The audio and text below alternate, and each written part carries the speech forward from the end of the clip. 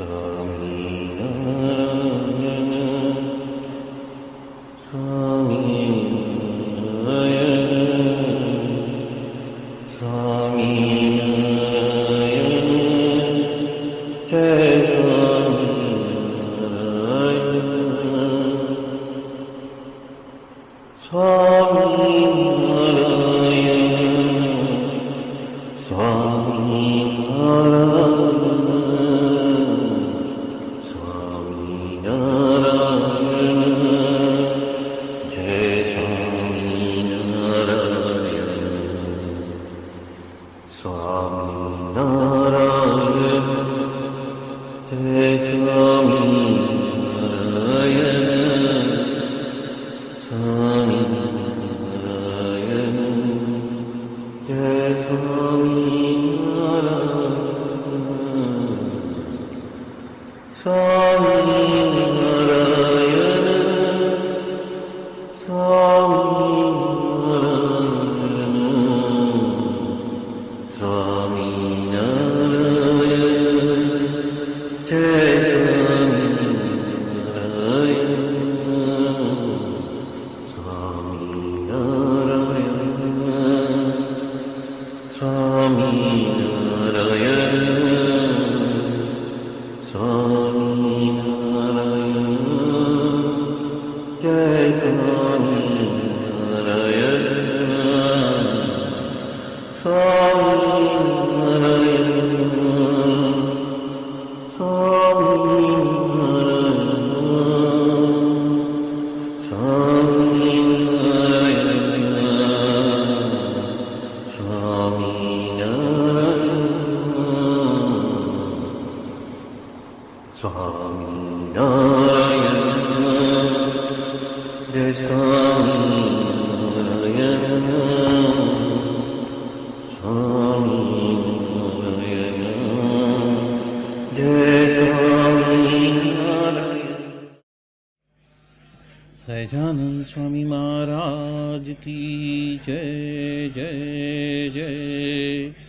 धाम धमी मुक्तों की जय जय जय। मुक्ताक्षर पुरुषोत्तम की जय जय जय। जे उत्पत्ति तथा स्थिति लय करे वेदो स्तुति उच्चरे। जे नरोम सुचिद्रमाणु समा ब्रह्मांड कोटि परे। माया काल रवि शशि सुरगणो आज्ञान लोपेक्षण। एवाक्षर धाम नाधिपति श्री स्वामी नारायण। महाध्यानाभ्यासं विदतमजस्त्रं भगवत पवित्रे सम्प्राप्तं स्थितिमतिवरे कान्तिकवृषे। सदानन्दं सारं परमहरिवार्ताव्यसनिनं। गुणातीतानन्दं मुनिवरमहं नौमि सततम्। अनेकेभ्यो सद्भ्यो विमलहरिविज्ञान ददतं। भुविर्ब्राह्मी विद्या हरिवचनरूपामुदयतम्। हरिध्यानासक्तं शुभगणमनाद्यक्षरमहं। गुणातीतानन्दं सकलगुरुमुदे मुनिवरम्। वाणी अमृत थी भरी मधुसमी संजीवनी लोकमा। दृष्टि मां भरी दिव्यता निरखता सुदिव्य भक्तो वदा। हय्ये तबर्यु मीठू जननी सुने हास्य मुखे वस्यों। ते श्री ज्ञान योगीराज गुरु ने नित्य नमो भावसु। जेनी अमृतवाणी तो वही रही साक्षात महिमा रूपे। जेनी ब्राह्मी स्थिति अहोलिन करे शुभव्यक्षरपदे शरणागत निज अल्प जीव सहुना श्रेयार्थ तत्पर रहे काका स्नेहल सिंधु दिव्य विभुने हयो तो वंदन करे।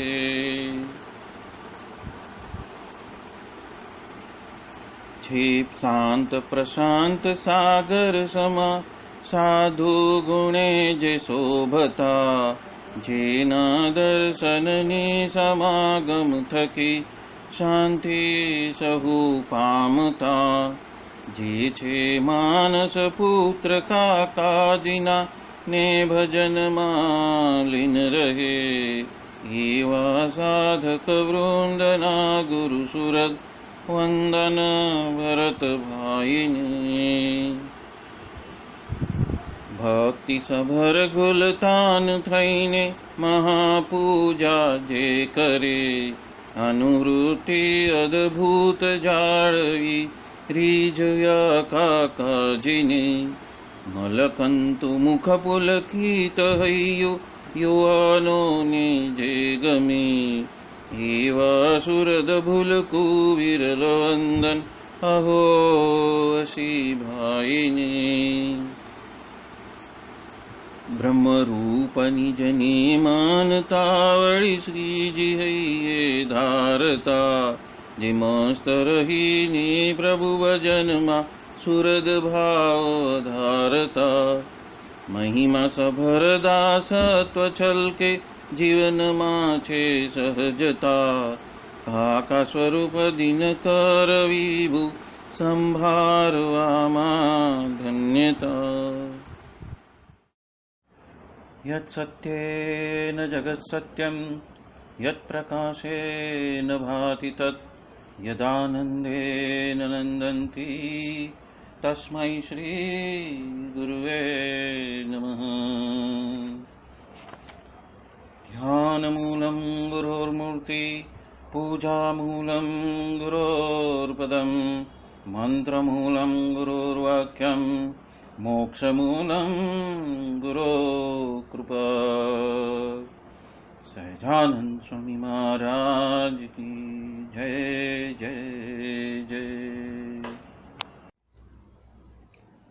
अनादिमूल अक्षर मूर्ति सद्गुरु श्री गुणातीतानंद स्वामी की बातें प्रकरण 6 सर्वदेशी समझन बात 114वीं। आज्ञा का पालन हो उतनी वासना जलती है और आज्ञा और उपासना ये दो बातें तो महत्व की बातें हैं। वो कृपानंद स्वामी का ऐसा निश्चय था कि जो कोस है उसको गर्म करके अपने गले में उसका डाम देते थे तो उसका तो दुख कितना हो, फिर भी उनका ये निश्चय पक्का था कि आज्ञा भंग तो कभी करनी ही नहीं। और यदि कोई गुप्त रीत से कुछ खा भी लेता हो, अपने पास में पदार्थ भी रख लेता हो जो वर्जित है, और सोने के लिए बिछोना भी बहुत करते हो, तो क्या वो स्वामीनारायण भगवान जानते नहीं हैं? वो तो सब कुछ जानते हैं। तो उसके बारे में गुणातीतानंद स्वामी एक पद यहाँ पे बता रहे हैं। हरि के आगे कहाँ दुराई मन अपने की घात, हरि तो सब जानत है रोम रोम की बात। यानी कि यहाँ पे गुणातीतानंद स्वामी ये कहना चाह रहे हैं कि हमारे मन के जो घाट है उसके लिए भगवान तो सर्वज्ञ और अंतर्यामी होने की वजह से उसका तो कोई भी अंतराय हम रखना चाहे तो भी नहीं रख सकते। और श्री स्वामीनारायण भगवान तो हमारे रोम रोम का सब कुछ जानते हैं। ये राज वो कुछ भूले नहीं हैं, और जो उसका लोप करेगा, मतलब कि इस नियम का भंग करेगा, तो मौत ही आगे आने वाला है। ये कोई बच्चा है जो मरने वाला है, ये तो देह है, वही बच्चा है। और गृहस्थ को तो बच्चा भी होता है, इसलिए देह देह को तो ऐसा रोग होएगा कि सियाड़िया के जिस तरह से जो सियाड़ होता है, जो पशु है, जो सियाड़ होता है, यदि उसके पास में गन्ना आ जाए तो वो थोड़ा भी एक बूंद भी रस उसका छोड़ता नहीं है और लकड़े जैसा कर देता है। तो भगवान भी ऐसे भक्त के साथ में ऐसा रोग रखकर उसे लकड़ा जैसा बना देता है। फिकर थोड़ी भी करो नहीं, यदि उसमें फेर हो तो ये स्थान को आप याद करना। और ऐसी जूनी धर्मशाला में वो स्वयं के आसन पे बैठकर ये सारी बातें गुणातीतानंद स्वामी ने बताई है। अभी यहाँ पे एक बात कही है कि आज्ञा का पालन जितना होता है उतनी ही वासना जलती है। मतलब कि पंच विषय की और देह, इंद्रिय और अंतःकरण के वजह से जो मोह उत्पन्न हुआ है, जो आसक्ति उत्पन्न हुई है, जो एक चिपकाव एक उत्पन्न हुआ है, उसके वजह से ऐशनाएं, तृष्णाएं और इच्छाएं तो अंदर से बहुत पनपती है और वो जो अधूरी रह जाती है या तो उसको हम भुगतते भी है, तब भी वो और बढ़ती ही जाती है। तो ये जो वासनाएं हैं, यदि ऐसे ही बढ़ती ही जाएगी तो हम जन्म मरण के चक्कर से कैसे मुक्त हो पाएंगे।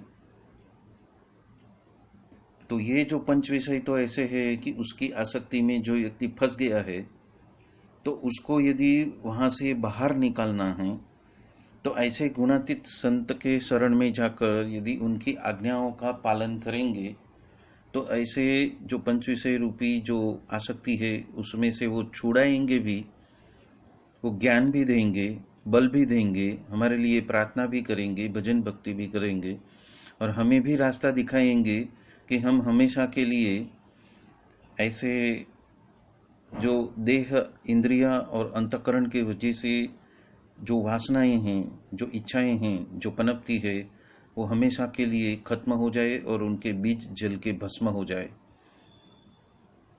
तो आज्ञा पालन उस संपूर्ण वासना के संसार को जलाने के लिए एक मार्ग बताया है और उसका फायदा भी बताया है कि यदि हमारे पास में आज्ञा और उपासना, यदि ये दो बातें यदि मुख्य हो जाती है तो वासना जलने की वजह से हम जन्म मरण के चक्कर में से मुक्त हो सकते हैं। अब यहाँ पे एक उदाहरण दिया है कि आज्ञा पालन किस हद तक करना है। उसके लिए कृपानंद स्वामी का जो एक निश्चय है उसका उल्लेख गुणातीतानंद स्वामी ने कहा है कि यदि कोई भी आज्ञा भंग हो जाती है तो वो एक ऐसा लोखंड का जो हथियार है, जिसको छेनी भी बोल सकते हैं, उसको गर्म करके वो गले के अंदर उसका डाम देते थे। तो उसके वजह से तो कितना दुख होता है। तो यदि इतना दुख हुए फिर भी आज्ञा का भंग नहीं करना, ऐसा कृपानंद स्वामी का दृढ़ निश्चय था। वो बात यहाँ पे गुणातीतानंद स्वामी हम सबको बता रहे हैं। और दूसरी बात यहाँ पे ये करते हैं कि यदि हमने आज्ञा भंग की तो हमने गुप्त रीत से जो जो क्रियाएं की है, जो जो बातें की है, या तो जो जो स्वाद चखे है, या तो आज्ञा का उल्लंघन किया है, तो यहाँ पे जो स्वामीनारायण भगवान जो विराजमान हैं वो तो सर्व अंतर्यामी हैं, वो तो सर्वज्ञ हैं और साक्षी भाव से हर एक जीव के अंदर विराजमान कोटि कोटि कोटि कोटि कल्पों से, कोटि कोटि युगों से कोटानुकोटि युगों से, जब से ब्रह्मांड की उत्पत्ति हुई है, तब से वो विराजमान ही है। वो सर्वव्याप्त है, वो सर्वज्ञ है, सर्व अंतर्यामी है, और सभी जीवों के साक्षी में वही विराजमान है। तो उससे आप क्या अंतराय करोगे, मतलब आप उससे क्या छुपाओगे, आप कितने पर्दे करोगे? यदि आपको लगता है कि आपकी मन बुद्धि की चालाकी से आप जो करते हैं वो उनको पता नहीं चलता, तो ऐसा तो कुछ है ही नहीं, तो हम तो थाप खाते हैं। और ये सब विषय वासना जो है, वो सारी विषय वासना इस तरह से निकालेंगे कि उसको निकालने के लिए वो रोग भी वो आपको देंगे, और वो रोग के वजह से जो आपकी विषयों के प्रति की आसक्ति है, वो आहिस्ता आहिस्ता आहिस्ता आहिस्ता सजगता से वो कम हो जाएगी, निकल जाएगी। किस तरह से निकल जाएगी कि सियाल नाम का जो पशु है, यदि उसके पास में गन्ने का कोई साठा आ गया, तो वो इतना इतना उतना रस उसमें से खींच लेता है कि सिर्फ लकड़ी जो देह है, जो गन्ने का जो साठा है, वो सिर्फ लकड़ी जैसा हो जाता है। उसी तरह सहजानंद स्वामी भी उसके देह को लकड़ी जैसा बना देंगे, सुखाकर कांटा जैसे बना देंगे, ताकि उसकी सारी की सारी जो विषय वासना है वो जल जाए, निकल जाए। और इसलिए गुणातीतानंद स्वामी कहते हैं कि थोड़ी भी फिक्र मत करना, और थोड़ा भी आपका विषय वासना भुगतने के बारे में यदि थोड़ा भी फर्क है या तो थोड़ी भी आसक्ति बची है, तो इस स्थान को आप याद कर लेना, और इस बात को भी याद कर लेना। और ऐसी बात जो जूनी धर्मशाला थी, वहाँ पे आसन पे बैठकर गुणातीतानंद स्वामी ने ये बात हम सबको बताई हुई है। मतलब कि सहजानंद स्वामी का जो जन्म हुआ है, या तो उन्होंने जो अवतार यहाँ पे धारण किया है, या तो मनुष्य देह धारण करके वो जो इस पृथ्वी पे विराजमान हुए हैं, कोटानुकोटि ब्रह्मा आकर चले गए, कोटानुकोटि ऐसे युग का परिवर्तन हो गया, कोटानुकोटि कृष्ण आके चले गए, फिर भी इस भूतल के ऊपर, इस बुधरा के ऊपर श्री सहजानंद स्वामी और अनादिमूल अक्षर मूर्ति श्री गुणातीतानंद स्वामी, ये दोनों के मिला के 4 चरण तो इस पृथ्वी पे इस जीव के कल्याण के लिए पधारे ही नहीं हैं। और वो पधारे ही हैं ताकि वासना लिंग जो है हमारा, जो कारण शरीर है और वासनाओं के बीज है, अनंतानु अनंत जन्मों के जो बीज है, वो जलाने के लिए ही आए हैं। तो इसीलिए वो कह रहे हैं कि थोड़ी भी फिक्र मत रखना, और यदि आपका लक्ष्य ऐसा है कि नहीं, मुझे तो आत्यंतिक कल्याण ही करना है और मुझे जन्म मरण के चक्कर में से बाहर निकलना है, तो गुणातीतानंद स्वामी कहते हैं इस स्थान को याद कर लेना। मतलब कि ये गुणातीत संतों के चरण को याद कर लेना, उनके मंदिरों को याद कर लेना, और उनके संबंध में जुड़ने के लिए तत्पर हो जाना। ये बात यहाँ पे गुणातीतानंद स्वामी स्पष्ट रूप से हमें बता रहे हैं।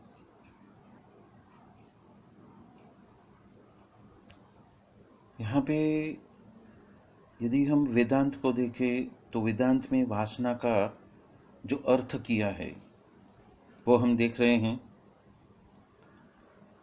अनुभव से उत्पन्न होने वाली ऐसी स्मृति का जो हेतु है, या तो आगे पीछे का कुछ भी विचार विमर्श किए बिना एकाएक उत्पन्न होने वाला जो क्रोधाधिक, मतलब वगैरह वगैरह वगैरह, ऐसी जो कुछ अनेक वृत्तियां है, उसका जो हेतु है, जो हमारे खबर से, मतलब हमारी समझ से या तो हमारे होश से परे की बात है, और चित्त में जो बसा हुआ एक प्रकार का जो ये संस्कार है, जो कभी भी उभर के बाहर आता है।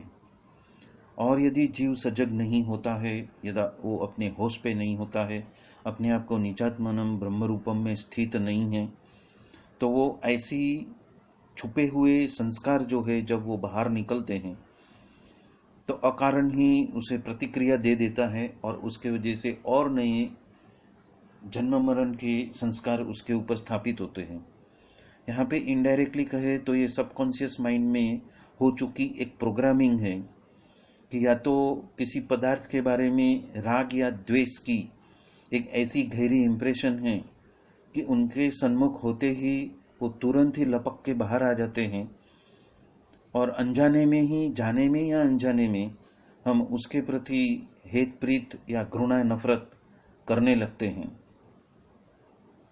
तो ये ऐसी सबकॉन्शियस माइंड में चेतनाओं की रही हुई ऐसी प्रोग्रामिंग है कि जिसके वजह से जीव न चाहते हुए भी किसी के साथ में अचानक से वो राग या द्वेष से, या तो सही या गलत तरीके से, या तो पक्षपात से, या तो भेदभाव से वो अपना जो प्रतिकार है वो दे बैठता है।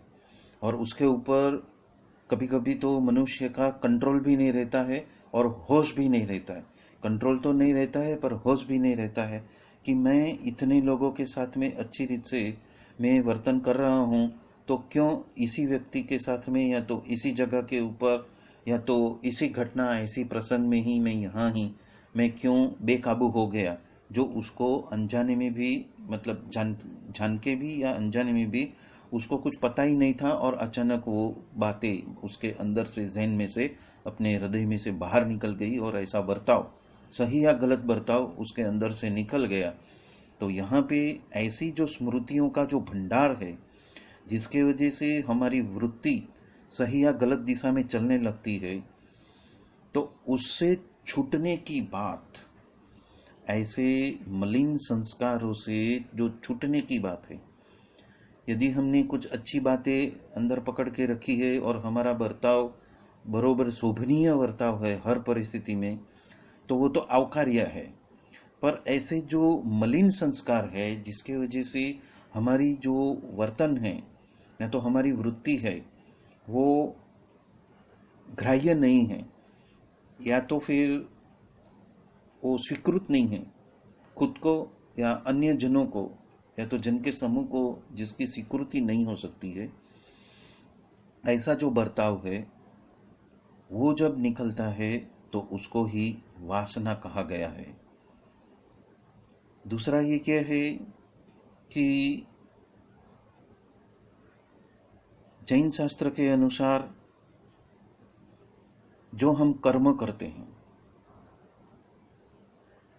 मतलब कि मन से किया है, बुद्धि से किया है, इशारे से किया है, इंद्रिय से किया है, देह से किया है, जो कुछ भी कर्म हम करते हैं उसकी जो छाप है कर्म हो जाने के पश्चात मन में बस जाती हुई उसकी जो असर है या तो उसकी स्मृति है वो है, और उसके वजह से जन्म जन्मांतर तक हम उसे या तो हेत प्रीत करते हैं, या तो घृणा नफरत करते हैं, या तो पक्षपात करते हैं। और हम जो कर्म करते हैं उसके वजह से हमारी वासना का गठन हो जाता है, और वासना से ही पुनर्जन्म, पुनरपि जननम पुनरपि मरणम में वो जो एक चक्र है, दुष्चक्र है, उसी में ही हम फंसे रहते हैं और उस वासनाओं की वजह से हम बाहर नहीं निकल सकते, मतलब कि मोक्ष की तरफ हम गति नहीं कर सकते। ये जैन शास्त्र की बात है।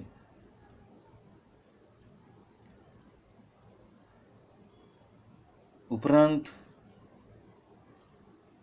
मन के वजह से उत्पन्न हो जाने वाली ऐसी स्वाभाविक इच्छाएं या तो चित्त में से उपजने वाली ऐसी भावनाएं हैं जो पूर्व के दृढ़ हो चुके ऐसे संस्कारों की वजह से कुछ कामनाएं जो बाहर निकलती है, जो कुछ तृष्णाएं बाहर निकलती है, कुछ मनोवृत्ति के वजह से जो असर हमारे अंदर छुपी हुई है, और वो जो मन की वृत्ति का जो वलन है, जो उसकी रुचि है, उसमें जो आसक्ति है, ऐसा जो हमारा प्रकृति, मतलब ऐसा जो हमारा स्वभाव है, उसे ही वासना कहा गया है।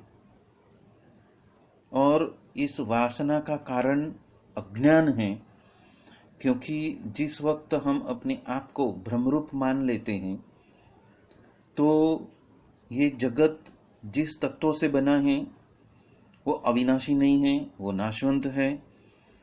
और देह, मन, बुद्धि, इंद्रियां और अंतःकरण जिसके वजह से बने हैं, वो भी समय आने पर उसका भी नाश होता है। और आगे चलकर जो शाश्वत है, जो आत्मा है, जो ब्रह्मत्व है, जो अक्षर ब्रह्म है, वही शाश्वत है, वही चिरंजीवी है, वही अजर अमर है और वही अनंत है। और उसके अंदर जो सुख पड़ा हुआ है वो तो अनंत आनंद का सागर जैसा है।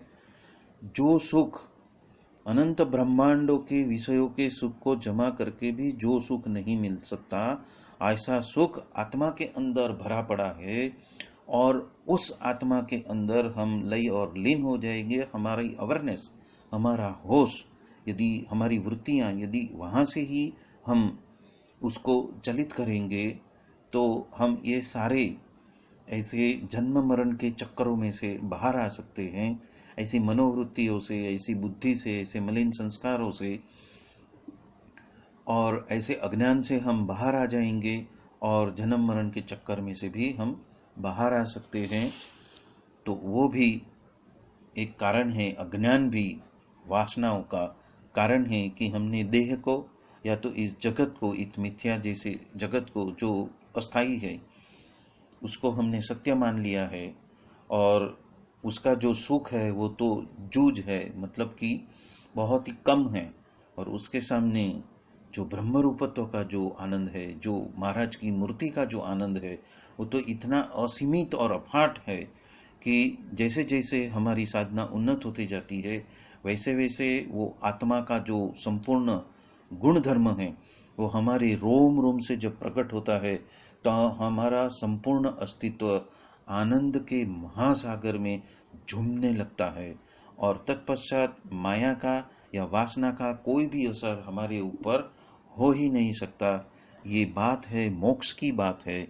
और इसीलिए हमें ज्ञान से ऐसे वासना का हमें निर्मूलन करना है।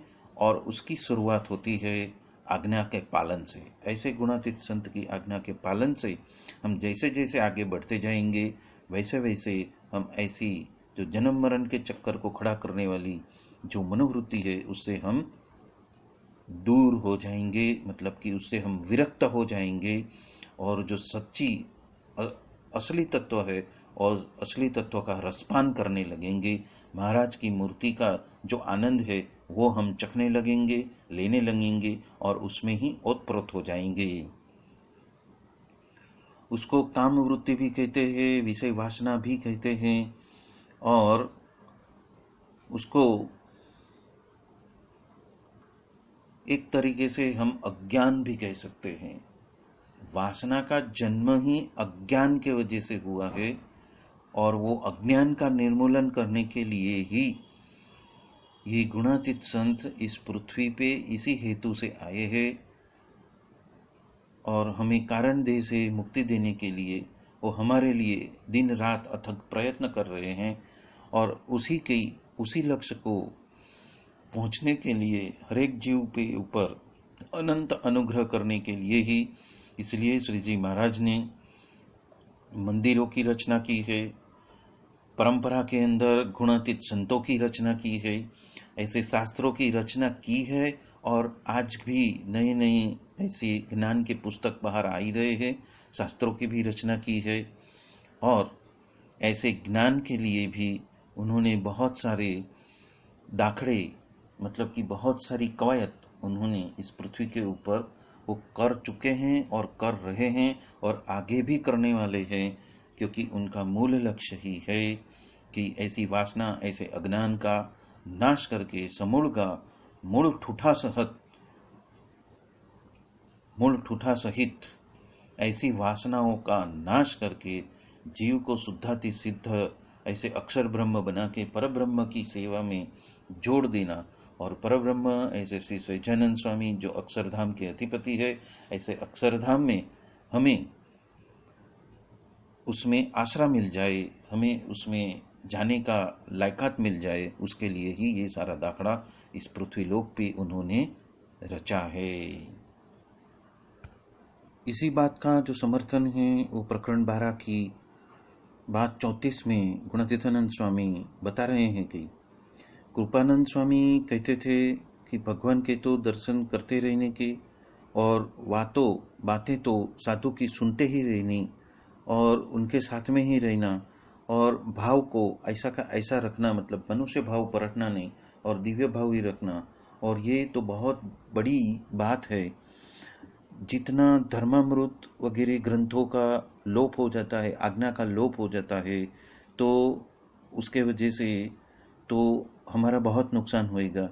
और कहते हैं जिसको नियम धर्म है ही नहीं है उसका क्या बिगड़ने वाला है, पर जिसके पास में नियम धर्म है तो कुछ कुछ तो अपने पास में है, तो उसको ही डरना चाहिए और डर के ही हमें आज्ञा पालन भी करनी है। ये बात यहाँ पे गुणातीतानंद स्वामी कह रहे हैं। उपरांत 35वीं बात में कहते हैं कि कल्पना तो रहती है और वो जो अपूर्णपना रहता है वही अज्ञान है।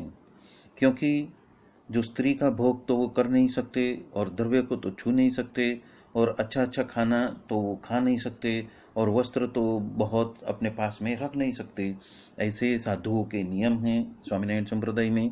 और ये सब तो जब भी नियम का लोप हो तभी ही वो शक्य है। पर मंदिर में यदि मंदिर में रहेंगे तो जैसा लिखा हुआ है ऐसा पालन करोगे, मतलब कि जो नियम धर्म बनाए हैं उसकी आज्ञा में ही रहोगे तभी ही सुख होएगा। और कहते हैं अज्ञान और कल्पना आत्मदर्शन के वजह से भी वो टलने वाले नहीं हैं और ऊर्ध्ववीर वाले भी से टलने वाले नहीं हैं। वो तो ऐसे ही प्रकट साधु के समागम से ही टलने वाले हैं। और हमें तो दो बात का आग्रह रखना है, एक तो सत्संग कराते रहना और दूसरा इस मंदिर में अच्छे अच्छे मनुष्य को, मतलब मानव से महामानव, मतलब कि जीव से शिव, शिव से ब्रह्मरूप और ब्रह्मरूप से परम एकांतिक उनको बनाना है। तो बात हमारी यहाँ पे पूरी होती है। और ऐसे एक बात का आग्रह है, और अभी तो एक बात का आग्रह है कि ये सभी को अब हमें हमारे जैसे साधु बनाना है। तो अनुवृत्ति का पालन और सद्भाव वाले तो ये जो कलश है उसको लूट के लेके जाएंगे, मतलब कि मोक्ष को वो लूट के लेके जाएंगे। उपरांत प्रकरण 12वीं की ही 38वीं बात में कहते हैं कि जब विष्णु वल्लभ दास जी पूछते हैं कि कल्पना कैसे टलती है, तो कहे कि जिसकी कल्पना टल जाती है उसके साथ में जीव को जोड़ दे, मतलब उसकी मित्रता कर ले और उसकी अनुवृत्ति का पालन करे तो कल्पना टल जाती है। मतलब कि ऐसे साधु या तो ऐसे एकांतिक उसका संग कर ले और उसके साथ में जीव जोड़ ले, या तो मित्रता कर ले या तो जोड़ बना ले, तो कल्पना टल जाएगी। और उपरांत ये कहते हैं कि हर एक व्यक्ति के पास में समय आने पर पुस्तक तो हो जाएंगे और हर एक व्यक्ति के पास में, हर एक मुमुक्षु के पास में वचनामृत का पुस्तक तो होएगा ही होएगा। और ऐसे पुस्तक जितनी आज्ञा उस पुस्तक में लिखी है वो यदि उसका लोप होता होएगा तो उतना हैया में दुख आने वाला है। जिस तरह से बुखार आता है और देह जलता है, तो उसी तरह आज्ञा के बाहर कल्पना होती है तो छाती तो जलने वाली है। तो इसलिए यहाँ पे गुणातीतानंद स्वामी कहते हैं कि आज्ञा के पालन में रहो और जो कल्पनाएं हैं, जो आशा आकांक्षा इच्छाएं तृष्णाएं वो सब है, ऐसे जो विषय वासनाओं के छूटे घोड़े हैं उसके ऊपर लगाम तानने के लिए यहाँ पे गुणातीतानंद स्वामी बात कर रहे हैं। प्रकरण 11 की 214वीं बात में भी गुणातीतानंद स्वामी कहते हैं कि जो विषय वासनाओं के ऊपर लगाम करने के वाले जो मुमुक्षु है, यदि वो कमजोर है तो उसको तो 3 विघ्न है। एक है पंच विषय, दूसरा है देहाभिमान देहाभिमान, और तीसरा है पक्ष। और दूसरों का देख के भी कई लोग संकल्प विकल्प में घुस जाते हैं। तो इसीलिए कहते हैं कि ये जो अज्ञान है वो आपको कहीं का नहीं छोड़ेगा, और वो आपको दुखी दुखी दुखी ही करेगा और हैरान ही कर डालेगा। ये बात यहाँ पे गुणातीतानंद स्वामी हम सबको बता रहे हैं। वासना की स्थिति से निर्वासनिक होने की बात प्रकरण 10 की 109वीं बात में गुणातीतानंद स्वामी ने बताई है। और वो कहते हैं कि भगवान जिसके अंदर निवास करके बसे हुए हैं, उसके बारे में यदि हमारी हेत हो जाए तो वो ही सद्वासना है, और यदि उसके अंदर अभाव आ जाए वो ही असद्वासना है। इसलिए ऐसे बड़े बड़े संत कहा कभी तो अवगुण लेना ही नहीं है, नहीं तो हमारा पतन निश्चित है। और भगवान तो अभिमान को अच्छी तरह से जानते हैं, जानने वाले हैं, और वो अभिमान का नाश भी वो अच्छी तरह से कर सकते हैं, ऐसे सामर्थ्यवान हैं। इसलिए उससे दूर ही रहना और सद्वासनाओं का संगम अपने हृदय के अंदर कराते ही रहना, ये बात यहाँ पे गुणातीतानंद स्वामी बता रहे हैं। प्रकरण 5 की 301वीं बात में गुणातीतानंद स्वामी हम सबको एक बहुत बड़े रहस्य की बात बता रहे हैं। वो क्या है कि ऐसा समय तो बार बार वापस मिलने वाला नहीं है, और इस गद्दी के ऊपर जो बैठे हुए हैं, ऐसे जो साधु है और ये जो भगवान हैं, वो कभी भी पूर्व में आए ही नहीं हैं और कभी आने वाले भी नहीं हैं। और अन्य जो अवतार है वो तो आते जाते रहेंगे, पर ऐसे साधु और ऐसे भगवान तो बहुत ही पुण्यशाली को ही प्राप्त होते हैं। और बहुत जो पुण्यशाली है और बहुत ही समर्पित है, उससे ही इनकी जो महिमा है वो समझ में आती है। और उस महिमा समझ में आ गई तो उनके साथ में ऐसा चिपक जाएंगे कि जैसे हमारा देह के साथ में, जैसे आत्मा, मतलब कि आत्मा के साथ में जैसा देह चिपका है, उसी तरह से इस साधु के साथ में हेत प्रीत में ब्रह्मरूप तत्व से हम जुड़ जाएंगे। और इसीलिए 310वीं बात में कहते हैं कि इस साधु के बारे में जिन्होंने जितना गुण लिया उतनी ही उसकी सद्वासना है, और जितना अवगुण लिया उतनी ही असद्वासना है, ऐसा समझ लेना। ये बात यहाँ पे गुणातीतानंद स्वामी बता रहे हैं।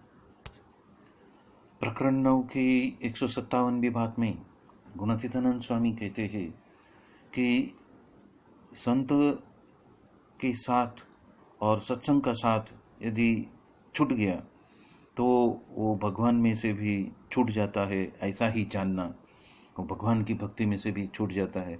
उसके लिए एक उन्होंने पद कहा है, हरि का घर दूर है जैसी लंबी खजूर, चढ़े तो पावे प्रेम रस, पड़े तो चकनाचूर।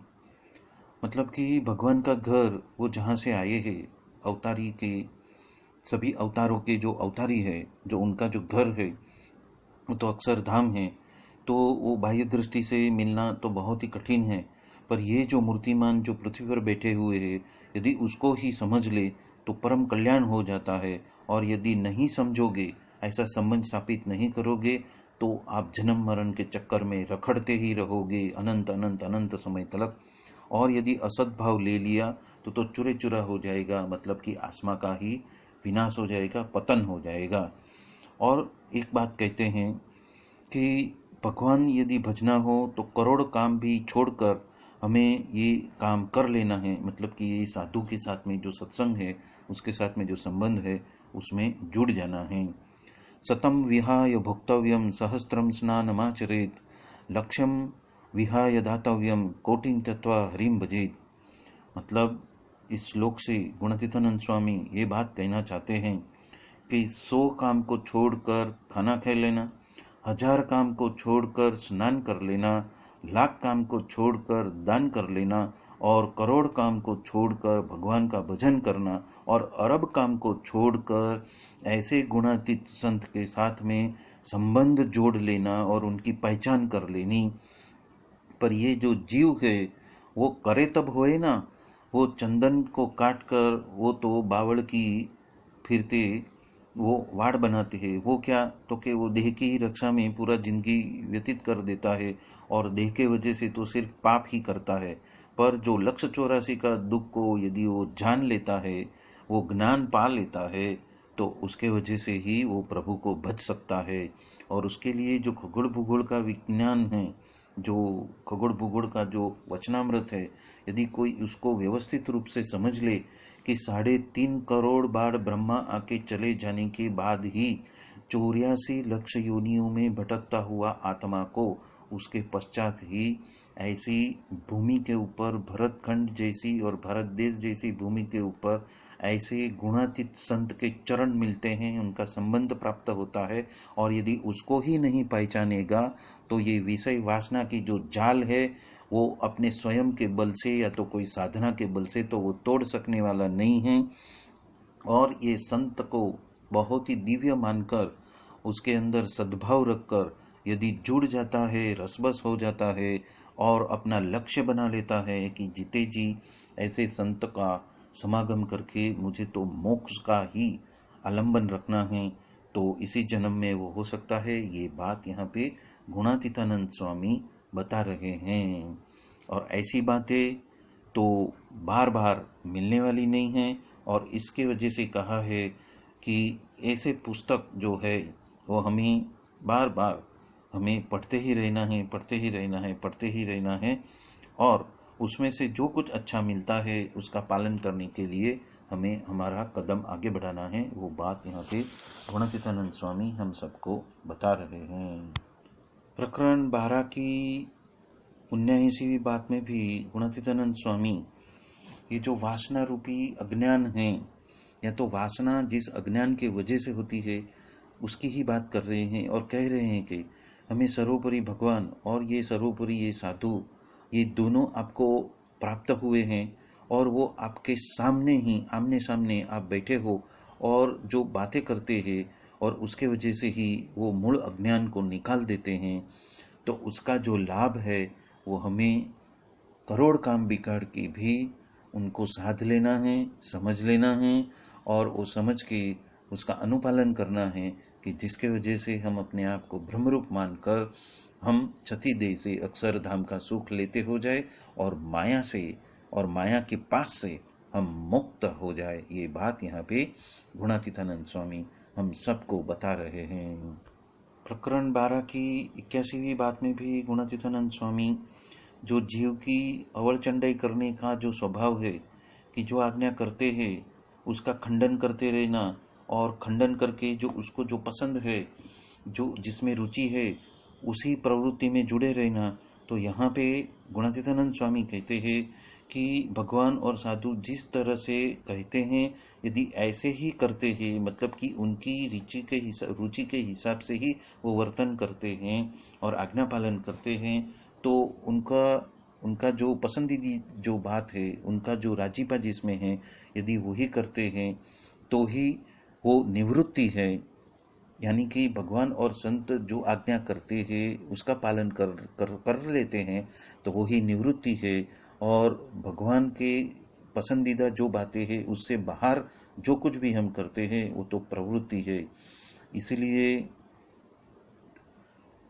महाराज कहते हैं कि हमें अपनी मनमानी को छोड़ना है और जिस तरह से साधु हमें आज्ञा करते हैं उसी तरह से हमें अपना जीवन काल जो है वो व्यतीत करना है और भजन भक्ति भी करनी है। वो बात यहाँ पे गुणातीतानंद स्वामी हम सबको बता रहे हैं। उपरांत प्रकरण 8 की दूसरी बात में गुणातीतानंद स्वामी बताते हैं कि उन्होंने जीव का मूल अज्ञान का और विषय वासनाओं से उनको कैसे मुक्त किया, तो कि उन्होंने उसके लिए बहुत अथक प्रयत्न किया है। तो कि सभी जीव प्राणी मात्र के जो कमल अधोमुख थे उसको ऊर्ध्वमुख किया और वो प्रकट भगवान और प्रकट संत को उसके वजह से वो पहचान सके। तो ये कार्य जो है महाराज ने स्वयं के ऐश्वर्य के माध्यम से किया है। दूसरी बात है कि नियम के वजह से तो प्रकट भगवान की आज्ञा का पालन करवाया तथा माइक ऐसे पंचवशय से उनको मुक्त करके अधर्म सर्ग के जो दोष है उसके रहित उनका अस्तित्व बना दिया और इस तरह से जीव को माया से निर्विघ्न बनाया। और ये कार्य उन्होंने नियम के माध्यम से किया है। उपरांत उन्होंने शुद्ध रीत से अपना वर्ताव करके अन्य जीवों को भी ऐसा वर्तन करने के लिए प्रेरित किया।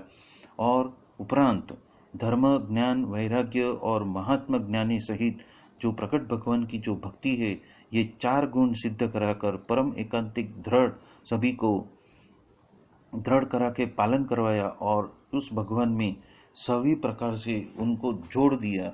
और अन्य जीवों को भी ये 4 गुण सिद्ध करा के प्रकट भगवान में उन्होंने सबको जोड़ दिया। और ये कार्य उन्होंने मुक्त के द्वारा से, मुक्त के माध्यम से उन्होंने किया है। उपरांत जीव का जो मायारूप कपट, जो मूल अज्ञान, उसको टालकर जैसा है वैसा, ऐसा यथार्थ महाराज का स्वरूप उन्होंने समझाया। उपरांत महाराज के प्रकट स्वरूप का अति उत्तम निर्विकल्प निश्चय कराकर शुद्ध ब्रह्म रूप बनाकर अनंत जीवों को साक्षात पुरुषोत्तम के साधर्म्यपणा को प्राप्त करवाया। और माया के सर्गरूप जो कपट है उसको टाल दिया, जो अज्ञान है उसको टाल दिया। और ये कार्य मूल अक्षर मूर्ति गुणातीतानंद स्वामी के माध्यम से कराया। उपरांत उन्होंने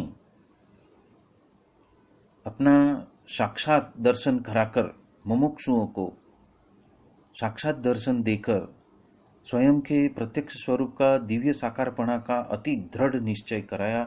उपरांत अनंत प्रकार के संशयों का छेदन किया। और ये कार्य उन्होंने स्वयं किया है। और इस तरह से ऐसे अनंत दाखड़ा करके उन्होंने जीव का आत्यंतिक कल्याण करने के लिए बहुत ही प्रयोजन किया है। और उस प्रयोजन में हम जुड़ जाए, उस प्रयोजन को हम सहजता से स्वीकार करें और उस प्रयोजन के साथ जुड़कर वो सारी बातें जितनी जितनी समझ में आती है, जितना जितना अनुपालन होता है, उसका अनुपालन होश में रहकर करके हमें इसी जीवन में हमें अपना जो अक्षर ब्रह्म रूप है वो साकार कर लेना है। हमारा जो आत्यंतिक कल्याण है उसको हमें पा लेना है। और वो जो कराने के लिए आए हैं उस लक्ष्य को हमें इसी जन्म में पूर्ण करना है। ये बात यहाँ पे गुणातीतानंद स्वामी हम सबको बता रहे हैं। उपरांत प्रकरण 8 की प्रथम बात में गुणातीतानंद स्वामी कहते हैं कि जो जूना खरड़ा है उसमें महाराज ने स्वयं अपना इस पृथ्वी पे आने का, विराजित होने का हेतु कहा है। और वो कह रहे हैं कि जो अन्य अवतार है वो तो कार्य कारण के वजह से उनका अवतार हुआ है, और मेरा ये जो अवतार हुआ है वो तो जीवों को ब्रह्मरूप करके, मतलब कि उनका जीव का मूल अज्ञान को टाल के, वासना वगैरह को टाल के आत्यंतिक मुक्ति देने के वास्ते अक्षरातीत पुरुषोत्तम जो हम, वह मनुष्य जैसा बने हैं, ऐसा उन्होंने कहा है। मतलब कि उनको तो जो अक्षरधाम के अंदर स्वयं स्वरूप से महाराज सदा विराजमान हैं, और ऐसे ही जो अक्षर ब्रह्म वो अपने को, हर एक मुमुक्षु को अपना स्वरूप तो मानता नहीं है, मतलब कि उसको स्वीकार नहीं करता है। और वही मूल अज्ञान है, उसका नाश करने के लिए वो यहाँ पे पृथ्वी पे आए हैं। तो उन्होंने लोया के 12वें वचनामृत में बताया है कि जिसके एक एक रोम रोम में अनंत कोटि ब्रह्मांड अणु के माफिक वो घूमते रहते हैं, ऐसा ही जो भगवान का जो धाम रूप, जो अक्षर मूल अक्षर, अनादि मूल अक्षर मूर्ति जो गुणातीतानंद स्वरूप है, उस रूप में तो वो स्वयं रहे हुए हैं और वो खुद पुरुषोत्तम की उपासना करते हैं और उसको ही उत्तम निर्विकल्प निश्चय वाला हम कहते हैं। तो स्वयं को अक्षर ब्रह्म मानना और ऐसी रीत से तो महाराज को तो जीव का मूल अज्ञान जो कारण शरीर है उसको टालना है। और कारण शरीर किसके वजह से है, तो कि वासनाओं के वजह से। और वो वासना किसके वजह से है, तो कि देह, इंद्रिय और अंतःकरण की वजह से ही ये कारण शरीर जन्म लेता है। वासना लिंग देह शरीर का जन्म होता है, उसको ही टालकर अक्षर ब्रह्म का साधर्म्यपणा प्राप्त करवाकर अखंड स्वयं की जो मूर्ति है उसका सुख देने के लिए वो यहाँ पे आए हैं। और इस कार्य के साथ में, उस लक्ष्य के साथ में, उनके इस परम लक्ष्य के साथ में हम जुड़ जाएं और उनको हमारे हर श्वास श्वास में उनकी आज्ञा का पालन करते रहे। वही बात यहाँ पे गुणातीतानंद स्वामी हम सबको बता रहे हैं। बोलो सहजानंद स्वामी महाराज की जय जय जय। धाम धमी मुक्तों की जय जय जय। सर्वगुणातीत स्वरूपों की जय जय जय। मुक्त अक्षर पुरुषोत्तम की जय जय जय। आप सभी को जय स्वामी नारायण। स्वामी नारायण स्वामी नारायण स्वामी नारायण जय स्वामी नारायण स्वामी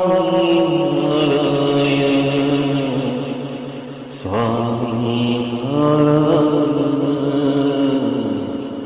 स्वामी नारायण जय स्वामी नारायण स्वामी नारायण जय स्वामी नारायण स्वामी नारायण जय स्वामी नारायण स्वामी नारायण स्वामी